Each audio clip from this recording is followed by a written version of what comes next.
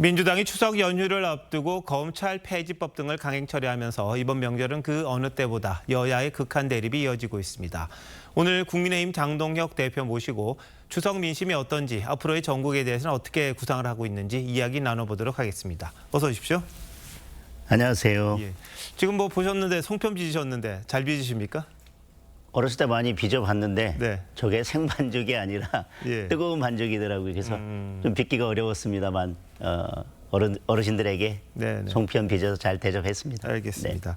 뭐 저렇게 이제 지역 일정도 바쁘시고 대표로서 일정도 바쁘신데 지금 저희들이 리포트했습니다. 여야가 바라보는 추석 민심 극과 극인데 대표님은 어떻게 해석하셨습니까? 저는 불편 그리고 불안 그리고 불법으로 말씀드릴 수 있을 것 같습니다. 관세 협상이 지금 잘 안 되고 있고 국정 자원이 이제 화재로 인해서 데이터 복구도 늦어지면서 이제 불안하고 불편한 상황이 계속되고 있습니다. 네. 그리고 안보도 불안한 상황이고 그리고 외환 시장이나 여러 지금 경제도 지표가 불안하고 또 국민들의 삶은 불편합니다. 거기에 연휴 직전에 이진숙 전 방통위원장에 대해서 저희들은 불법 체포라고 뭐 규정하고 있습니다. 네. 그렇게 체포가 이어지면서 그런 불법이 이어지면서 국민들의 불안은 이제 어느 정도 이제 공포의 단계로 넘어가고 있는 것 같습니다. 예. 자, 말씀하신 것 좀 하나하나 좀 따져보겠습니다. 일단 불안한 부분요. 이재명 대통령이 이제 국가 전산망 화재 이후에 예능 프로그램 촬영하고 가지고 계속 논란이 되고 있습니다. 이 당시 대통령으로서 녹화 안 했어야 한다고 생각하십니까? 어떻습니까? 대통령이 있어야 할 곳은 국민들이 바라는 것은 예를 들면 뭐 관세 협상 같이 국익을 위해서 정말 중요한 현장 그리고 재난 현장 같이 국민의 생명과 안전이 문제되는 현장 그런 곳에 대통령이 있기를 원합니다. 국민들은 대통령에게 냉장고를 맡긴 것이 아니라 민생과 안전을 맡겼습니다. 그런데 뭐 이재명 대통령의 경우에 이런 논란이 있었던 것이 한 번이 아닙니다. 그 이전에도 그런 논란들이 있었기 때문에 네. 국민들은 더더군다나 대통령이 이런 국민들의 고통, 국민들의 어려움에 대해서 잘 공감하지 못하는 게 아닌가라고 생각하실 것 같습니다. 이 촬영 자체도 논란이 됐지만 방송 자체에 대해서 논란이 됐는데 결국 하루 연기하고 오늘 방송을 강행하는 것으로 알고 있습니다. 네. 어제는 전산을 담당했던 국정자원 이 화재로 인한 전산을 담당했던 공무원의 발인이었습니다. 그 하루를 피해서 이 방송을 강행하는 걸 보면서 역시 우리 대통령이 국민의 고통과 슬픔에 공감하지 못하는 것이 아닌가. 네. 있어야 할 자리에 없고 없어야 할 자리에만 나타나는 것이 아닌가. 그렇게 생각하실 것 같습니다. 예. 이진숙 전 방통위원장 논란 또 여쭤보겠습니다.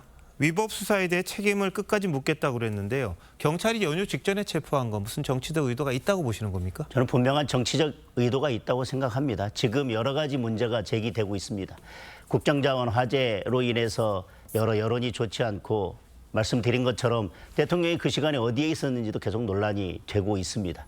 그리고 김현지 제1부속실장 네. 지금 국정감사에 출석해야 되는데 출석하지 않는다고 하면서 또 국민적 여러 비판이 있습니다. 네. 이런 것들을 감추기 위해서 연휴 전에 무리하게 정치적으로 이진숙 전 방통위원장을 체포한 것이 아닌가. 그러면서 그 과정에서 네. 위법적인 체포가 있었던 게 아닌가 저희들은 그렇게 생각하고 있습니다. 근데 보통 사람들 생각으로는 이 이진숙 전 위원장 체포하는 게 과연 여권에게 유리할 거냐, 역풍 예상하지 못했을까요? 역풍이 충분히 예상됐습니다. 아마 경찰도 그것을 알았을 것이고 예.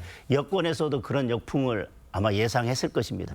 그럼에도 불구하고 이렇게 위법적인 체포가 강행된 것은 윗선에 강한 지시가 있었거나 네. 또 하나는 지금 김현지 전 총무비서관 지금은 예. 부속실장으로 자리를 옮겼습니다만 부속실장의 국정감사 출석이 문제가 되면서 여론이 계속 악화되기 때문에 그것을 덮기 위해서 그렇게 무리해서라도 체포를 강행한 것이라고 저희들은 생각하고 있습니다. 알겠습니다. 연휴 끝나면 이제 곧바로 국정감사인데요. 이 민주당은 법사위에서 이례적으로 대법원 현장 감사를 하기로 했습니다. 사법부에 대한 여권의 공세 어떻게 보고 계시고 대응은 어떻게 하실 생각이십니까? 이번에 명절 때문에 지역에 내려가서 민심을 들었을 때 네네. 가장 민심이 분노하고 있는 부분은 이진숙 전 방통위원장에 대한 체포 그리고 그것과 거의 비슷한 정도로 분노를 느끼고 있는 것이 지금 사법부에 대한 압박입니다. 네. 또 대법원장 사퇴까지 지금 몰아붙이고 있는데 이것은 저희들이 어떤 것을 하고 안 하고 간에 결국 민심의 가장 큰 역풍으로 올 것이라고 생각하고 이렇게 사법부를 무리하게 밀어붙이면 저는 사법부가 결단을 할 것이라고 생각합니다. 지금 5개 재판이 정지되어 있는데 네. 이 5개 재판이 언젠가는 저는 계속될 수밖에 없다. 다시 시작될 수밖에 없다고 생각이 되어집니다. 예. 여당에서 정부에서 이렇게 사법부를 몰아붙이고 있는데도 불구하고 이번에 이진숙 전 방통위원장에 대한 체포적부심을 인용하지 않았습니까? 네.